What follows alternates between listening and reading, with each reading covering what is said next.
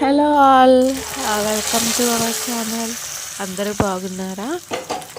ఈరోజు మనం మన ఛానల్లో టమాటా రసం చాలా ఈజీగా ఎలా చేసుకోవాలో చూసేద్దాము. వచ్చేసేయండి. ముందుగా ఒక 6 టమాటాలు, పండిన టమాటాలు తీసుకుందాం. ఆ టమాటాలని ముక్కలుగా కట్ చేసుకొని దానిలో కొంచెం కొత్తిమీర కూడా వేసుకొని కొన్ని వాటర్ పోసుకొని ఒక 5 నిమిషాలు మగ్గనిద్దాం. అలా మగ్గిన టమాటాలని చల్లారిపోయిన తర్వాత బాగా పిసుకుదామండి. పిసికిన తర్వాత ఒక లోట నీళ్ళు పోసుకొని ఆ పిప్పి ఏదైతే ఉందో దాన్ని తీసేద్దాం. కంప్లీట్గా కాకుండా కొంచెం తీసేద్దామండి.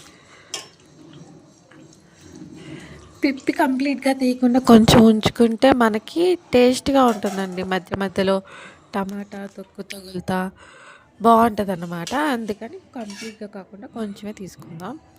ఇప్పుడు ముందుగా కడాయి పెట్టుకొని ఈ టమాటా రసం ఉంది కదా అండి, ఒక లోట నీళ్ళు పోసుకున్నాము కదా, ఆ టమాటా రసం అంతా ఆ కడాయిలో పోసుకున్నాము. దానిలోనే ఒక 4-5 పచ్చిమిర్చి చీలికలు, పసుపు చిటికెడు, తగినంత ఉప్పు వేసుకొని బాగా మరగనిద్దాం ఆ నీళ్ళని. ఇప్పుడు పచ్చిమిర్చి ఉంది కదా, ఆ పచ్చిమిర్చి మెత్తగా అయిపోయి ఉడికితే మనకి అవి ఆ చారు మరిగిపోయినట్టే. సో పచ్చిమిర్చి మెత్తగా అయ్యే వరకు మనం దానిని మరగనిద్దాము.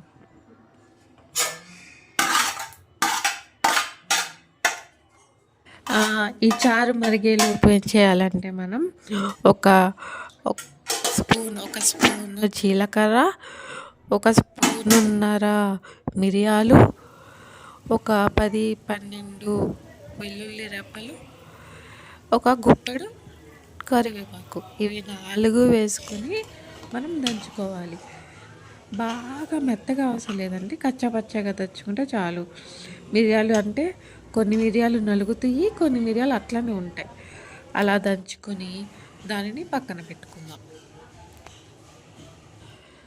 ఇలా మరిగిన తర్వాత దీనిలోకి ఇది మనం ఏదైతే దంచుకున్నామో దానిని ఆ చారులో వేసేసుకోవాలి.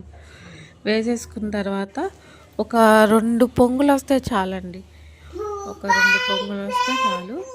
ఇంకా మనం తాలింపు పెట్టేసుకుని దించేసుకోవడమే.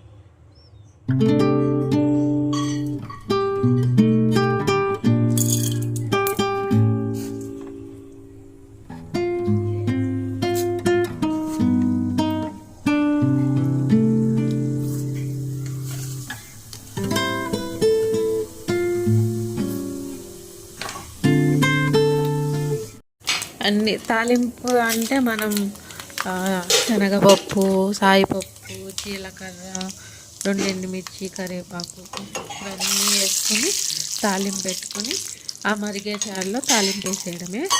ఇది అంతేనండి. చాలా అంటే చాలా ఈజీ ప్రాసెస్.